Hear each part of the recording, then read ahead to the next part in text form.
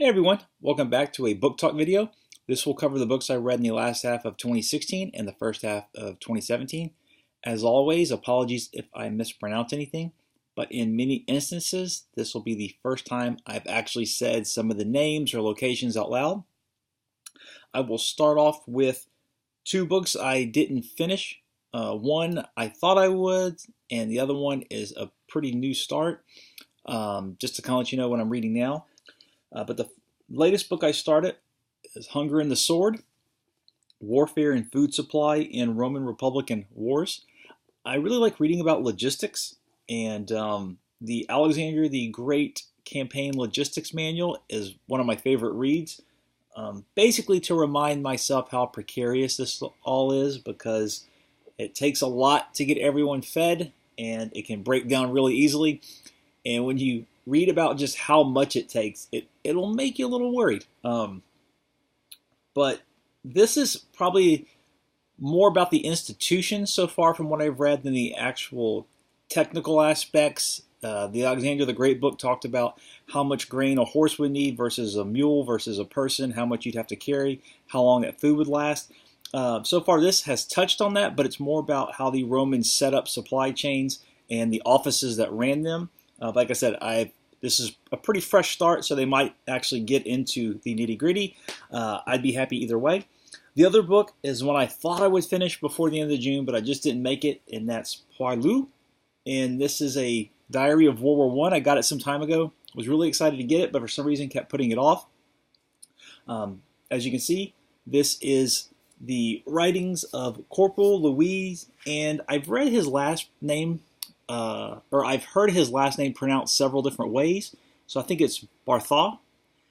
He was a barrel maker who was 35 when he was conscripted for World War I. And because they took, I should say he's French, so because the French took such heavy casualties, he was moved from the reserves up to a frontline soldier, and he survived all 4 years. He was at Verdun, he was at the Somme, quite a number of places. He was also involved in one of the first German flamethrower attacks. It's a pretty interesting description he has where he didn't know what happened, but his face got singed and a guy next to him was completely charred. But I don't want to talk too much about it because, like I said, I haven't finished it, even though I'm really close. I'm about 80 pages out. But he is a very interesting character. He is a socialist. Now, I've read comments on videos because I will recommend The Great War, which is a YouTube channel that goes through World War I week by week. There's also a really great series that someone posted on YouTube. I think the BBC made it. The BBC, and I want to say Sweden and Finland, they all got together. It's called 14, The Diaries of World War I. Ernst Younger, whose Storm of Steel I've talked about in the past, they quote from it, they quote from this, and they actually have reenactments of different instances both books talk about, as well as one of the really interesting segments is a 13-year-old Cossack girl who goes to find her dad, and she ends up fighting in the war herself. But it also talks about the home front, nurses. I'll try to find links to all those so I can put them in the description for you. But the comments I've read are people want to be negative about him because he's a socialist, but they're kind of forgetting the time. He's in an era of a very stratified society, and the monarchies are very common. So his socialism is more, he is for the common man, and you get that in his writings because he is very irritated with how he's treated, with how all of them are treated. And there was this weird resurgence around the anniversary of World War I where a lot of British historians were coming out and saying World War I wasn't as bad as people said. I'm not sure why they say that. Every memoir I've read of it, and I've read more memoirs of World War I than anything else, it's terrible. Even people who kind of got energized by it, like Ernst Younger, it sounds terrible. In his case, I'll just give one instance before I move on. He was talking about how stupid a lot of the commanding officers were. So they wanted to advance against an entrenched German position. So he's figuring, okay, they're going to call the order and we're all going to get out of the trench and advance forward. Instead, they dig a trench towards the Germans and a staircase out and order them to run up the staircase in what is essentially a single file line. Maybe two can get out at one time. And as soon as they get out, German machine guns shoot them. And after the first 3 or 4 attempts do not work, soldiers start to refuse to go over. A few of the commanders refuse to follow the order to go over. Higher up threatens to shoot some people if they don't go over the top. And he's sitting there kind of bewildered that this is what they want him to do, is instead of advancing on a broad front, they're getting out into a line. So you can see from that and the fact that he'll go days without eating or drinking. They'll bring a cup of coffee to him, but it's frozen by the time you get there, and he's got no food. The guys aren't eating as it's snowing and raining on them, and they're just doing manual labor nonstop after maybe 3 hours of rest. Yeah, it's just, that is the book in a nutshell. But he does go all over the place. They even have pictures of postcards he kept, pictures of locations he would take a snapshot of and circle where he was. So that's all in there. And I read that after I read Erwin Rommel's Infantry Tactics. Now, this is based off of his experiences in World War I, despite the fact it's nothing but photos of him from World War II. It's got a foreword by his son from 1991, who describes his dad a little bit. Talks about the last day his dad was alive. He killed himself to protect his family because he was implicated in a plot to kill Hitler. I've read that it's very debated how much he knew in World War II. But again, this is about World War I, and at the time, while Louis was very irritated by the war and just wanting to go home, like quite a few other people, Rommel seemed to get energized by it. And when you read his writings, they seem to approach combat as a puzzle, and he's very attentive to advantages. So what he really seems to enjoy doing is scoping out a battlefield sometimes for hours and finding the optimal route to surprise the enemy. And it's also important to note that he's leading an elite corps, part of the Alpine Corps, mountainous troops. They train at high altitude, and so their endurance is, I would say, is a bit more than the average infantryman. So what he likes to do is say he very much is in the front line, so he'll scout ahead and he'll have someone next to him dragging a telephone line. When he gets to position, he'll call back and explain orders such as, tell the artillery to fire to the left for 5 minutes, and then you start firing on the right. And what's happening is, as the artillery fires to the left, this mainly covers his Italian campaign and some against the French. The soldiers will go to the right. His soldiers start shooting at the trench, but while they're doing that, he'll have led a group of men around and behind to hopefully lead to a surrender. He accepts surrenders frequently. What I've read is enemies liked him, especially in World War II, because he wouldn't just kind of go at it. If he saw there were people were giving up, he'd let them give up and lead them back. There's instances where a handful of his men and him will take hundreds of thousands of prisoners in especially Italy. The Italian campaign is really something else when you read about all the flanking maneuvers he's able to accomplish, how many prisoners he takes. But yeah, he seems to get energized by the war. I think that's the big difference too. When you read Boileau, a lot of the leaders are nowhere to be found, while he will actually sit there and seem to go personally by himself to scope out a location. At one point, he takes it upon himself to create a grid to copy and share with the artillery so he can give them exact locations on where to fire. So he takes the initiative in a lot of cases. There's a few dust-ups with higher-ups who don't like him. There's also some instances of him having to pull a gun on a subordinate to make them follow an order because they just refused. Especially in one instance where the French have this 3-tier defense system that's really elaborate, and there's barbed wire as far as you can see, and a man under him just kind of says no, and he's got to pull a gun on him.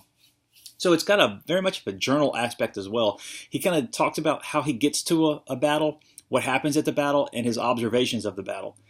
Especially interesting is the foreword by the translator, who is a U.S. Army commander in 1940s while Rommel's still active in Europe. And in the introduction, he says, Montgomery has beat him in Africa. He's not unbeatable. Just know he's basically wily. So if you encounter him in Europe, don't be afraid. You can defeat him. Just keep a cool head.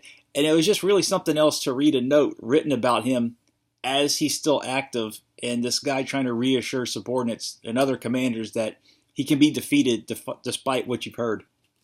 The next two are translated works that have a source language on one page and English on the other, and that's Alcidamas, the works and fragments, and Apollodorus Mechanicus, siege matters. These two are very similar in one respect. I'll get to that in a sec.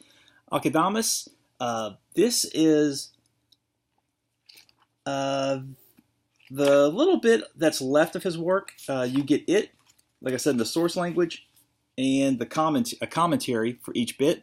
Now, I got this because what I've read is this contains the earliest anti-slavery tract people know of that's been written, and it's a speech about the Messenians, who are the Sparta's famed helots, and it's a speech in their favor, saying that no one's born a slave, so they shouldn't be made to be kept a slave. There's a much longer work that's actually kind of a pamphlet where he's trying to get students away from other schools of writing and speech. I think it's called On Sophis. The Messenian speech is actually very short. What I said out loud is essentially all that's left of the speech. That's what I bought this for, so I was a little disappointed that that's all that was left.